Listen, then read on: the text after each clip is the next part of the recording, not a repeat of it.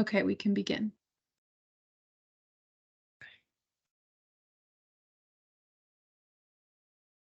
Hello, as people are still signing on, can you please mute your phone and your microphones and turn off your cameras? This webinar will be recorded and posted to the DHCD website within the coming week for those who couldn't attend today. If you have questions, we ask that you please put them in the chat and we can answer them as we go along. And we will also have a question and answer period at the end of the webinar. So today we will be discussing the post-award process. And we're going to talk about how you'll get your award and terms letter, how you'll get your executed program agreement, requesting reimbursement for your construction expenses, what documentation is required for sale of the home to the home buyer, and then the project closeout process.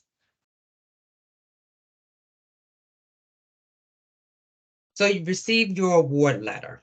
The award letter is the first notice of funding sent by our associate director.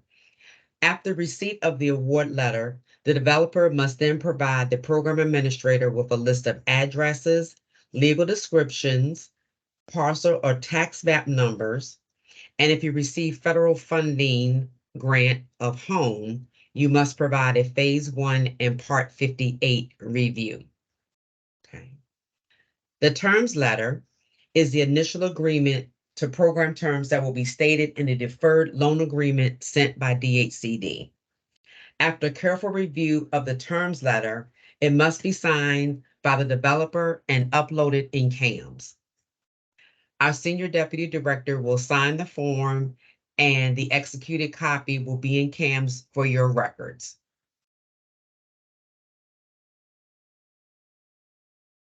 Next, you will receive the deferred loan agreement. The deferred loan agreement is the official contract between DHCD and the developer.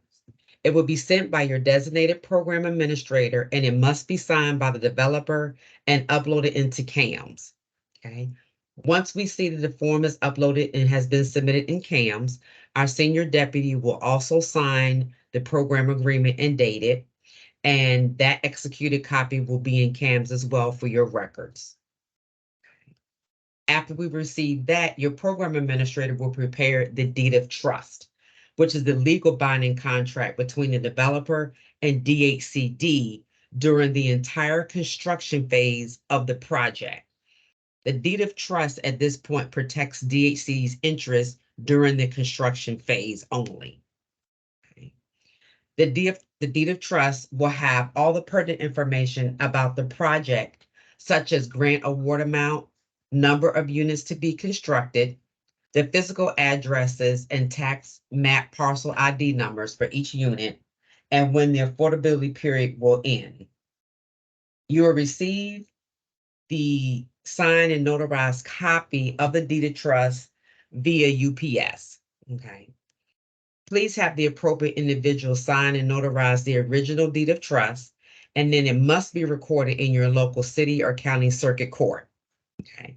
This will help us keep track of the units as they close. So as the units close, we will do what we call a partial release from the recorded deed of trust until all units have been sold. Okay. At this time, no construction can begin until we have a copy of the recorded deed of trust and executed deferred loan agreement. And all of this information has to be uploaded in CAMS and accepted by your program administrator. Now I'm going to turn it over to Sarah. Thank you, Dawn. I am Sarah Foote. I am a program administrator for the ASNH unit on the home ownership side. And I'm going to be talking with you all today about remittances, everybody's favorite topic because we all love getting paid. The way that we pay you all for your contracts is basically on a reimbursement basis. So you must submit what is called a remittance request. or a reimbursement request in order to be paid out for the labor and construction that you're all doing as a part of your contracts. What goes into a remittance needs to be a project remittance cover sheet, a draw request summary, which just gives us a snapshot of what the invoices and costs submitted are going to be. We can provide you with a summary template spreadsheet if you don't have one already.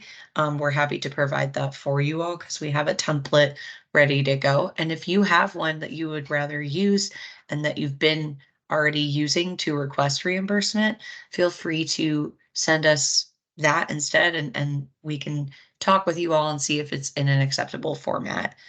We must have legible copies of all paid invoices, receipts, or other proof of expenditures that outline the work and the materials that have been done or purchased as part of your construction.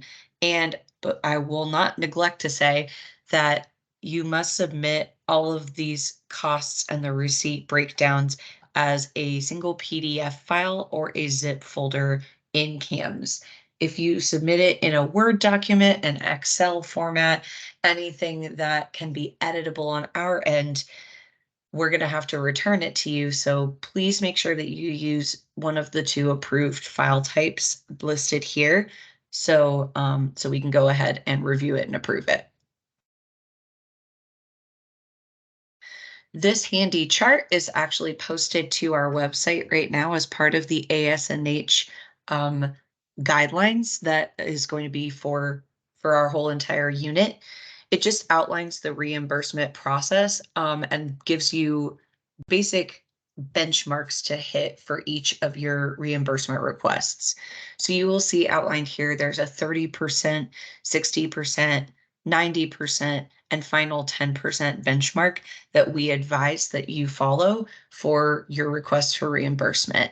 Because these projects take 2 years, you have quite a bit of time to undergo construction and submit for reimbursement, but we just want to see that you're making steady progress on the construction and finishing up of each of the homes.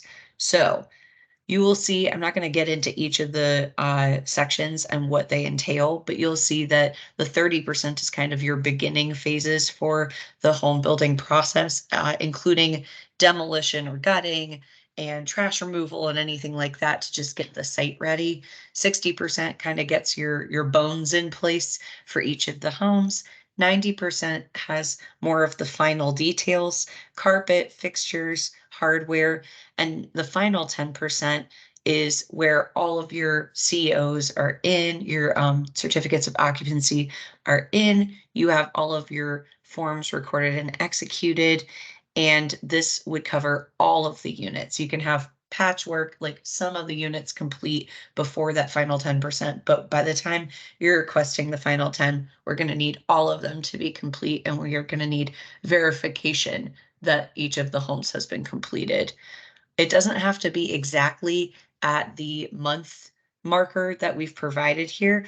This is just an estimate because we also understand that you're not going to be finishing each of the homes at the exact same time. So your 30% remittance may actually cover the complete construction of 3 of 10 homes, if that's how you have decided to phase out your construction process. But this is a good guide to refer back to if you're wondering what an appropriate time would be to submit for reimbursement as your construction process goes along. Just a quick breakdown of what's an eligible versus an ineligible cost for reimbursement. Basically, if you stick to construction costs and labor and materials, then you're going to be in the green for eligible costs. And good rule of thumb is if it's a miscellaneous item that does not have a direct tie to construction, then we are probably not going to be able to fund it. So we've given a couple of examples here. For eligible costs, we've got plumbing fixtures, equipment rentals. Let's just say you go out and you rent a backhoe from Home Depot for a week. You're doing land clearing and demos. All of that is going to be eligible for reimbursement from DHCD. An ineligible cost is a little squishier. It's a little less defined, but basically we can't fund gifts for home buyers, celebratory expenses for home dedications.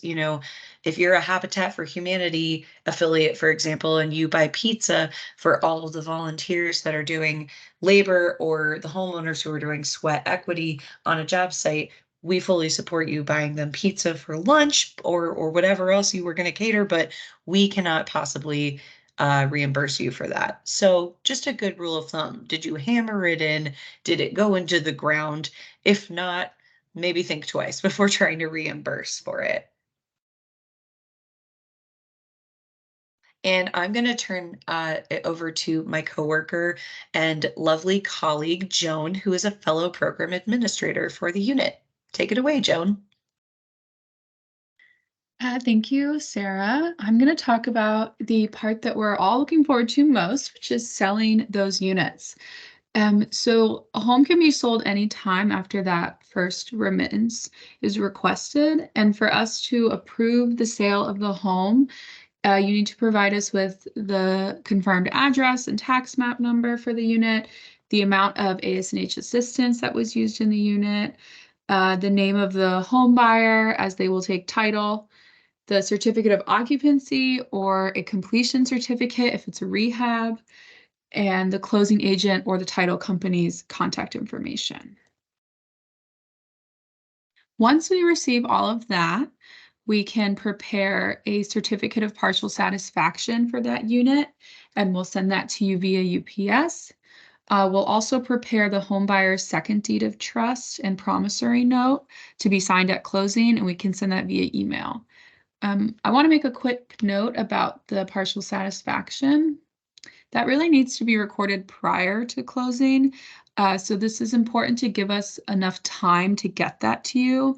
So as soon as you have all of the information, you have the CO, you have a home buyer designated, you have a closing date set, please send that to us at least 7 to 14 business days before closing, but ideally just send it to us as soon as you have it. So there's plenty of time on our end and on your end to get everything ready for closing. So once all of the homes are sold, as Sarah mentioned, you can submit that final 10% remittance. However, in order for us to approve it, we need all of the following documents for each unit. We need copies of the recorded certificate of partial satisfaction for each unit, the executed home buyer's closing disclosure, the home buyer's deed of trust, and the home buyer's promissory note.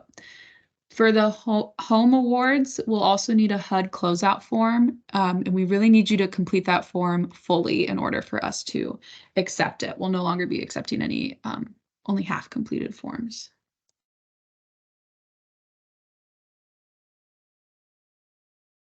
I'll turn it back over to Dawn. Thank you.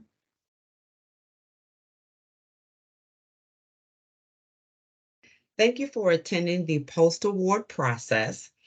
As you can see, again, our contact information is listed here. So if you have any other further questions as it relates to the new process or any program questions, feel free to reach out to your designated program administrator or myself. This webinar, as we stated earlier, will be available online for anyone that was unable to attend today. So this ends the post-award process webinar, and have a great day.